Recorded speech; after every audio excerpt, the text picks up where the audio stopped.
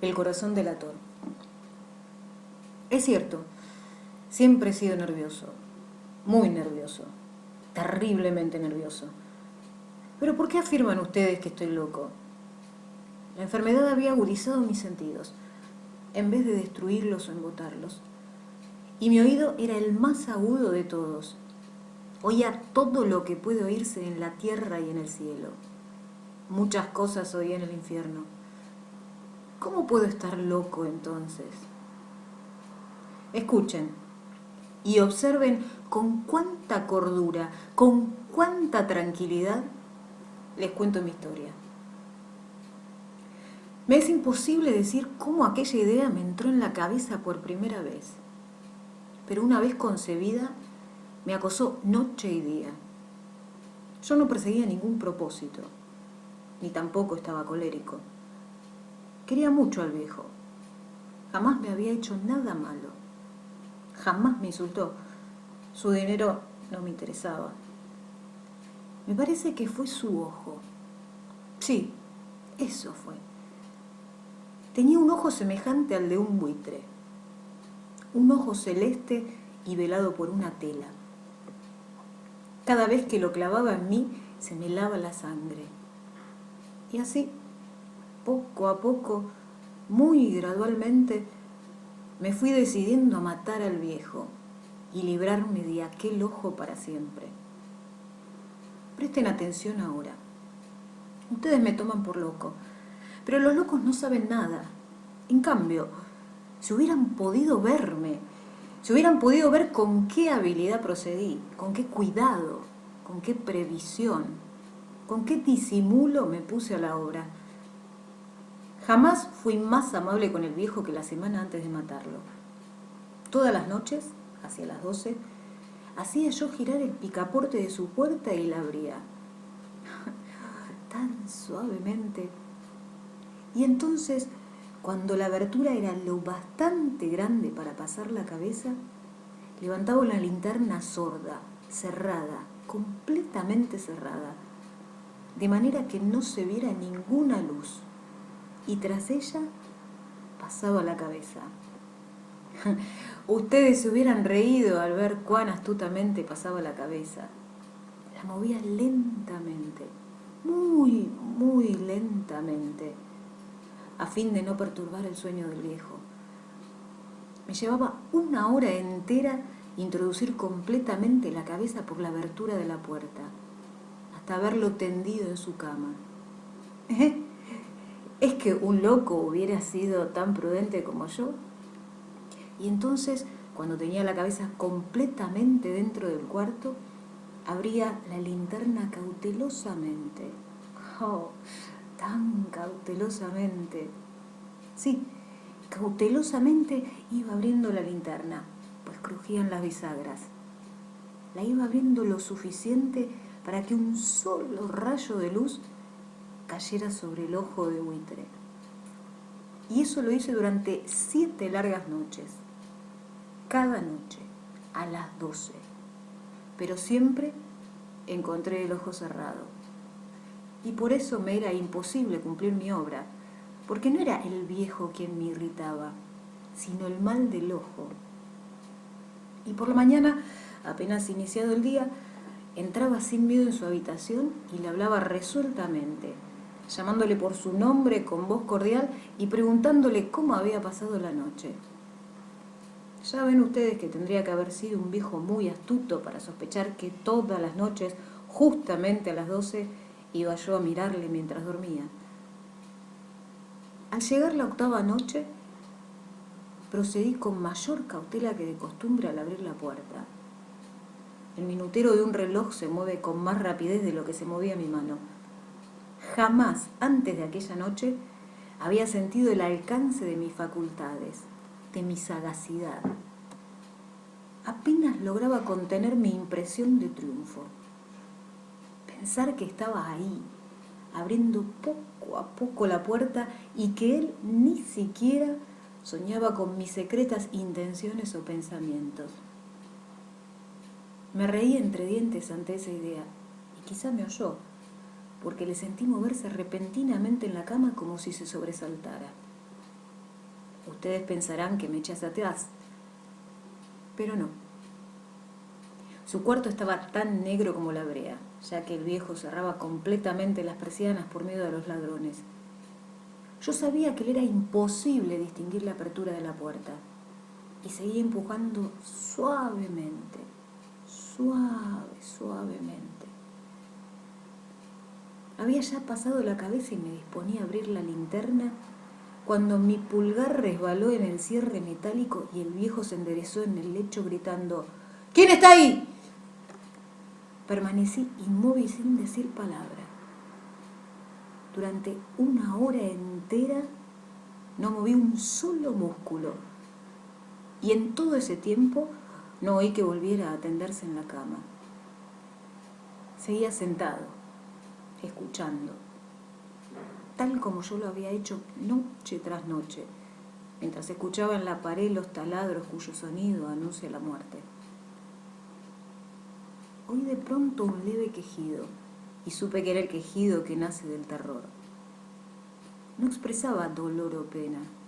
Oh, no. Era el ahogado sonido que brota del fondo del alma cuando el espanto lo sobrecoge.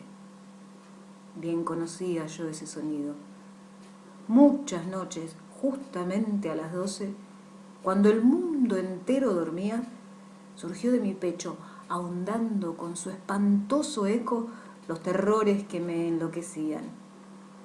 Repito que lo conocía bien.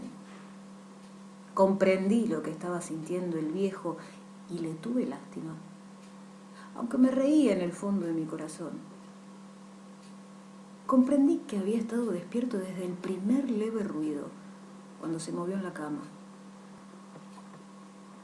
Había tratado de decirse que aquel ruido no era nada, pero sin conseguirlo. Pensaba, no es más que el viento en la chimenea, o un grillo que chirrió una sola vez. Sí, había tratado de darse ánimo con esas suposiciones, pero todo era en vano. Todo era en vano, porque la muerte se había aproximado a él, deslizándose furtiva y envolvía a su víctima. Y la fúnebre influencia de aquella sombra imperceptible era lo que le movía a sentir, aunque no podía verla ni oírla, a sentir la presencia de mi cabeza dentro de su habitación. Después de haber esperado largo tiempo, con toda paciencia, sin oír que volviera a acostarse, resolví abrir una pequeñísima ranura en la linterna. Así lo hice. No pueden imaginarse ustedes con qué cuidado, con qué inmenso cuidado, hasta que un fino rayo de luz, semejante al hilo de la araña, brotó de la ranura y cayó de lleno sobre el ojo de buitre. Estaba abierto de par en par, y yo empecé a enfurecerme mientras le miraba. Le vi con toda claridad, de un azul apagado y con aquella horrible tela que me helaba hasta el tuétano. Pero no podía ver nada de la cara o del cuerpo del viejo, pues como movido por un instinto, había orientado el haz de la luz exactamente hacia el punto maldito. ¿No les he dicho ya que lo que toman erradamente por locura es solo una excesiva agudeza de los sentidos? En aquel momento llegó a mis oídos un resonar apagado y presuroso, como el que podría ser un reloj envuelto en algodón. Aquel sonido también me era familiar. Era el latir del corazón del viejo. Aumentó aún más mi furia, tal como el redoblar de un tambor estimula el coraje de un soldado. Pero incluso entonces me contuve y seguí callado. Apenas si respiraba. Sostenía la linterna de modo que no se moviera, tratando de mantener con toda la firmeza posible el haz de luz sobre el ojo. Entretanto, el infernal latir del corazón iba en aumento. Se hacía cada vez más rápido, cada vez más fuerte, momento a momento. El espanto del viejo tenía que ser terrible, cada vez más fuerte, más fuerte. ¿Me siguen ustedes con atención? Les he dicho que soy nervioso. Sí, lo soy. Y ahora, a medianoche, en el terrible silencio de aquella antigua casa, un resonar tan extraño como aquel me llenó de un horror incontrolable. Sin embargo, me contuve todavía algunos minutos y permanecí inmóvil. Pero el latido crecía cada vez más fuerte, más fuerte.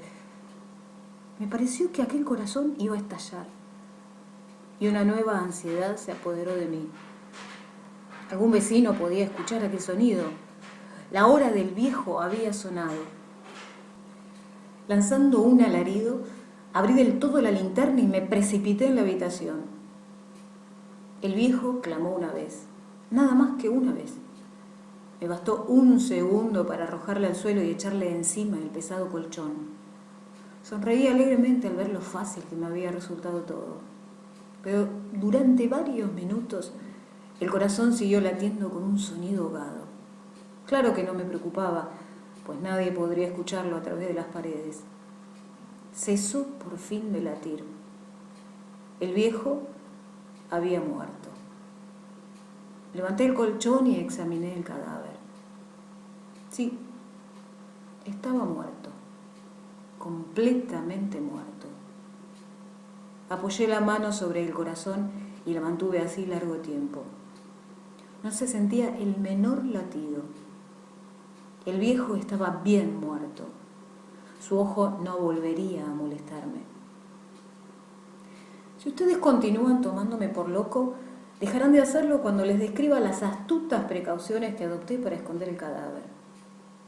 La noche avanzaba, mientras yo cumplía mi trabajo con rapidez, pero en silencio. Ante todo, descuarticé el cadáver. Le corté la cabeza, brazos y piernas. Levanté luego 3 planchas del piso de la habitación y escondí los restos en el hueco. Volví a colocar los tablones con tanta habilidad que ningún ojo humano, ni siquiera el suyo, hubiera podido advertir la menor diferencia. No había nada que lavar, ninguna mancha, ningún rastro de sangre. Yo era demasiado precavido para eso. Una cuba había recogido todo. Cuando hube terminado mi tarea eran las 4 de la madrugada, pero seguía tan oscuro como medianoche. En momentos en que se oían las campanadas de la hora, golpearon a la puerta de la calle. Acudí a abrir con toda tranquilidad, pues, ¿qué podía temer ahora? Hallé a 3 caballeros que se presentaron muy civilmente como oficiales de policía. Durante la noche, un vecino había escuchado un alarido, por lo cual se sospechaba la posibilidad de algún atentado. Al recibir este informe en el puesto de policía, habían comisionado a los 3 agentes para que registraran el lugar. Sonreí, pues, ¿qué tenía que temer? Di la bienvenida a los oficiales y les expliqué que yo había lanzado aquel grito durante una pesadilla. Les hice saber que el viejo se había ausentado a la campaña. Llevé a los visitantes a recorrer la casa y los invité a que revisaran bien. Finalmente acabé conduciéndolos a la habitación del muerto. Les mostré sus caudales intactos y cómo cada cosa se hallaba en su lugar. En el entusiasmo de mis confidencias, traje sillas a la habitación y pedí a los 3 caballeros que descansaran allí de su fatiga, mientras yo mismo, con la audacia de mi perfecto triunfo, colocaba mi silla en el exacto punto bajo el cual reposaba el cadáver de mi víctima. Los oficiales se sentían satisfechos. Mis modales los habían convencido. Por mi parte, me hallaba perfectamente cómodo. Sentáronse y hablaron de cosas comunes, mientras yo les contestaba con animación. Mas al cabo de un rato, empecé a notar que me ponía pálido y deseé que se marcharan. Me dolía la cabeza y creía percibir un zumbido en los oídos. Pero los policías continuaban sentados y charlando. El zumbido se hizo más intenso. Seguía resonando y era cada vez más intenso. Hablé en voz muy alta para liberarme de esa sensación, pero continuaba lo mismo y se iba haciendo cada vez más clara, hasta que al fin me di cuenta de que aquel sonido no se producía dentro de mis oídos. Sin duda debí de ponerme muy pálido, pero seguía hablando con creciente soltura y levantando mucho la voz. Empero, el sonido aumentaba. ¿Y qué podía hacer yo? Era un resonar apagado y presuroso. Un sonido como el que podría ser un reloj envuelto en algodón. Yo jadeaba, tratando de recobrar el aliento, y sin embargo, los policías no habían oído nada. Hablé con mayor rapidez, con vehemencia, pero el sonido crecía continuamente. Me puse en pie y discutí sobre insignificancias en voz muy alta y con violentas gesticulaciones. Pero el sonido crecía continuamente. ¿Por qué no se iban? Anduve de un lado a otro, a grandes pasos, como si las observaciones de aquellos hombres me enfurecieran. Pero el sonido crecía continuamente. ¡Oh, Dios! ¿Qué podía hacer yo? Lancé espumarajos de rabia, maldije, juré. Balanceando la silla sobre la cual me había sentado, raspé con ella las tablas del piso. Pero el sonido sobrepujaba a todos los otros y crecía sin cesar. Más alto, más alto, más alto. Y entre tanto los hombres seguían charlando plácidamente y sonriendo. ¿Era posible que no oyeran? ¡Dios santo! No, claro que sospechaban, sabían, y se estaban burlando de mi horror. Sí, así lo pensé y así lo pienso hoy. Pero cualquier cosa era preferible a aquella agonía. Cualquier cosa sería más tolerable que aquel escarnio. No podía soportar más tiempo sus sonrisas hipócritas. Sentí que tenía que gritar o morir, y entonces, otra vez, escuchen, más fuerte, más fuerte, más fuerte, más fuerte, más fuerte. ¡Basta ya de fingir, malvados!, aullé. ¡Confieso que lo maté! ¡Levanten esos tablones! ¡Ahí! ¡Ahí! ¿Dónde está latiendo su horrible corazón? Edgar Allan Poe.